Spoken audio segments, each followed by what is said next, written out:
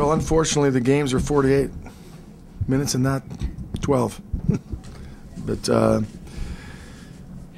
we played well early. They, I thought that their bench came in the second quarter and just changed the whole complexion of the game. And Reddick, Bass, those guys really hurt us a lot. And we didn't guard them. We didn't get into their offense. They just really dominated. I mean, our main guys, at times played well together. Early we played well.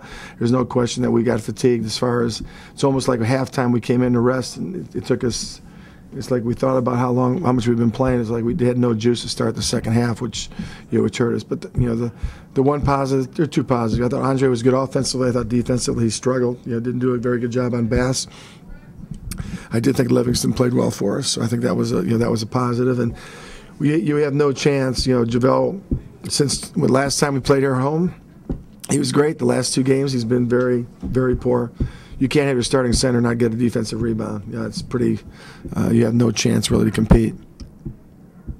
On Livingston, what have you kind of learned about him as a player since he's arrived? Well, I think the biggest thing, he's got a very high basketball IQ. He seems to calm everybody down a little bit when he's on the floor.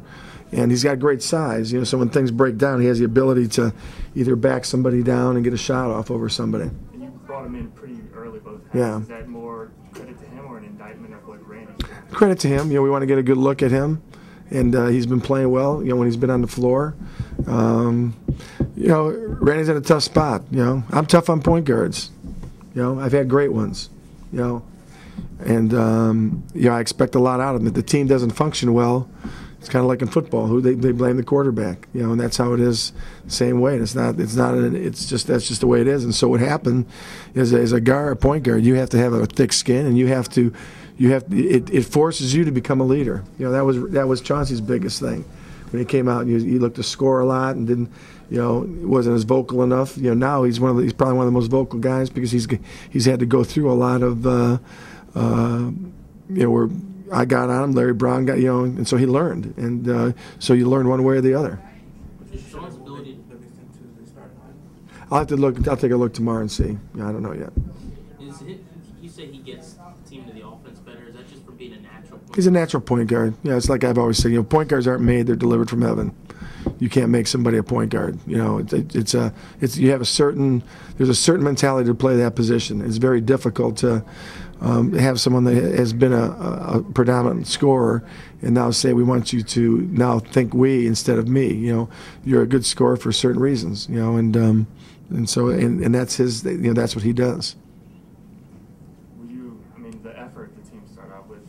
I know you weren't going down, but were you kind of surprised they started off so strongly considering this? Yeah, no, I think we had a good. Even last night at times we go through stretches where we don't, and at times when we don't make plays or we turn it over, our heads drop and we mistakes can suck energy out of you sometimes, and that's what happened a little bit. But we had good energy because we were making shots and we were playing well.